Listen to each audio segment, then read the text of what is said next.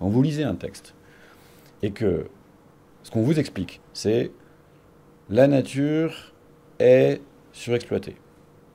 Qu'est-ce qui manque dans la phrase? L'acteur.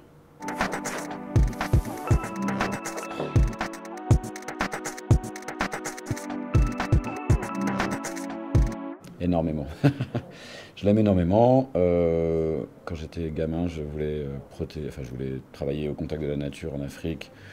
Et c'est par ça que j'ai commencé. Mais quand j'étais ado et jeune adulte, j'étais très intéressé par les sciences politiques. Et là, en fait, je fais un peu les deux, puisque j'ai fait beaucoup de terrain. Donc j'ai pris ma dose aussi de forêt ou de savane. Mais maintenant, je peux être aussi beaucoup plus impliqué sur des enjeux politiques liés à la protection de la nature. On trouve rarement des solutions tout seul, donc il faut évidemment s'adresser aux collectifs. Aujourd'hui, il y a une foule de collectifs qui s'intéressent à plein de formes de vivants. Il y a des gens qui s'intéressent aux fleurs dans la ville, aux abeilles dans la ville, il y en a d'autres qui s'intéressent aux oiseaux dans la campagne. Enfin, selon votre cadre de vie, selon votre mode de vie, vous trouverez toujours un collectif qui a développé des moyens d'augmenter la diversité naturelle dans votre cadre de vie. Le plus simple pour moi, déjà, prospecter le collectif qui vous semblera le plus adapté à vos besoins, parce qu'il y a toujours quelqu'un qui aura inventé quelque chose avant vous, puis après, dans ce collectif-là, vous pourrez vous-même inventer des choses. Repérez la langue, moi c'est ce que j'appelle la langue de bois. Apprenez à repérer les discours creux. Quand vous lisez un texte, et que ce qu'on vous explique, c'est écrit à la forme passive. Au cours de français, vous verrez, c'est la nature est surexploitée. Qu'est-ce qui manque dans la phrase? L'acteur.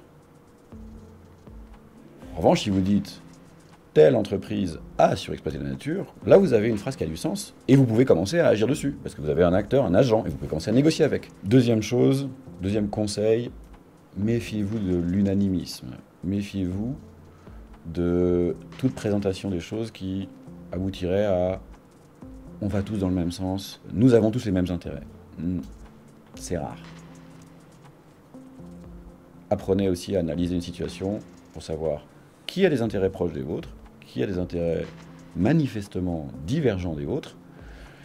Et après, vous faites ce que vous voulez avec cette analyse, mais au moins soyez lucide sur ça. Ne vous laissez pas emberlificoter dans des discours sur cette base-là. Troisième conseil, justement, on revient sur l'idée qu'il est collectif. Une fois que vous avez appris à vous prémunir des discours creux et à admettre que vous avez des intérêts convergents ou divergents, justement, cherchez avec qui converger. Trouvez vos alliés. Il y en aura toujours. 4. Culpabilisez pas. Vous laissez pas culpabiliser. Vous faites ce que vous pouvez. Ce qui est important, c'est la trajectoire. Se faire critiquer parce qu'on est à un endroit, à un moment donné, dans sa vie, avec des pratiques, etc. Ah, mais pourquoi tu achètes ça, ou pourquoi tu fais ça, etc. Il ne faut pas se laisser culpabiliser par ça. Ce qui compte, c'est d'où on vient et où on est aujourd'hui.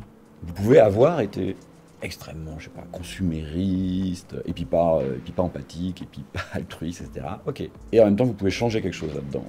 Et quelqu'un qui vous critique sans avoir pris en compte ça, c'est pas très très intéressant comme critique, c'est pas très constructif. Donc faut pas que vous vous sentiez coupable de ça.